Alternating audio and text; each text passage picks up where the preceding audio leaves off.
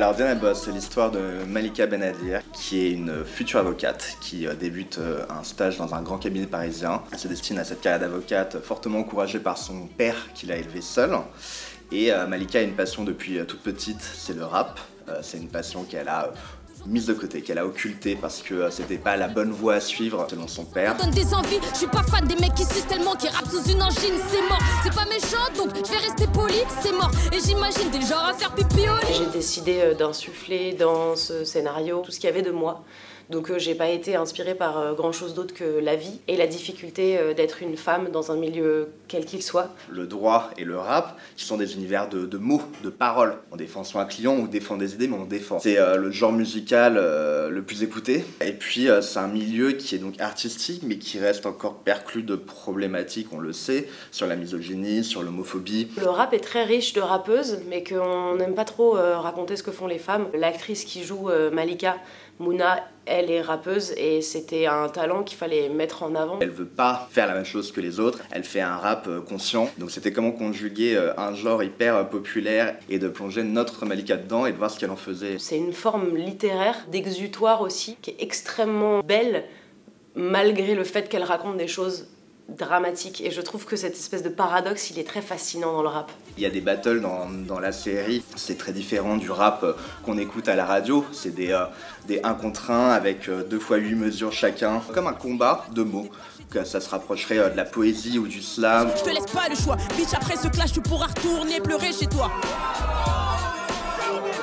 Mouna elle est super, Mouna elle a un super potentiel musicalement, dans le jeu et les deux elle le fait super. Elle va chanter un titre aussi qui est propre à la série, elle fait des petits freestyles à la fin des épisodes. Elle a été déjà pressentie pour le rôle avant même que je me mette à écrire dessus. Du coup moi je me suis pas posé de questions plus que ça, c'était cool d'avoir quelqu'un en tête, en image.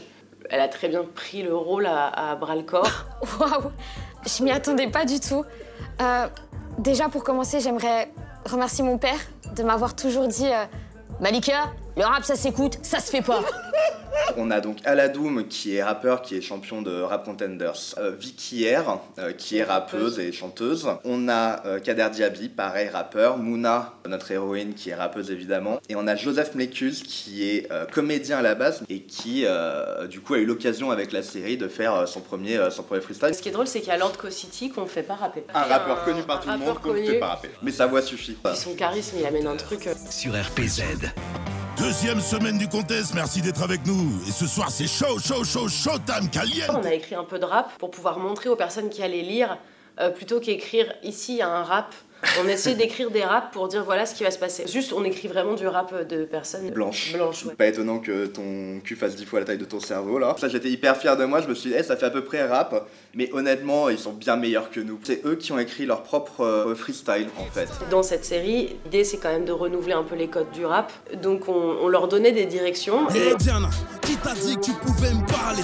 Passe en fin de battle pour passer le balai. En disant aux rappeurs, il faut que tu t'attaques à la mère de Malika par exemple. Ou il faut que tu parles de relations amoureuses. Hyper sexiste particulièrement. Et c'était aussi l'occasion de voir différents types de rappeurs, différents types de rap. Et il y en a des très conscients, il y en a des très violents, il y en a des très politisés, il y en a des très festifs tout simplement. Donc... C'est ça, nous l'a pas dit. Qu'elle soit embauchée officiellement pour faire le quota ou pas, on lui dira toujours on t'a pris et tu devrais nous remercier. Le terme c'est l'égalité des chances, mais l'égalité des chances ça dit déjà que de base il y a une inégalité parce que ce micro-effort suffit.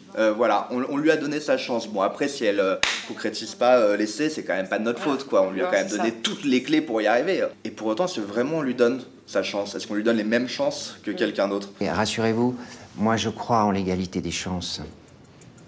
La preuve. Là pour Diana, l'idée c'était de poser des petites germes juste de réflexion pour le spectateur. Surtout une manière de dénoncer cette hypocrisie-là qui tente de nous faire croire que c'est bon, le monde a évolué et que si sur le papier on a les mêmes droits, dans la vie on a les mêmes traitements. Attends, c'est toi Diana Boss? Sois belle et tais-toi, ne souris pas trop, faudrait pas qu'on te voie. Fais ce qu'on te dit, mais n'en fais pas trop, laisse-les devant toi. Je fais ce que je veux, personne pourra me dire si j'ai raison ou tort.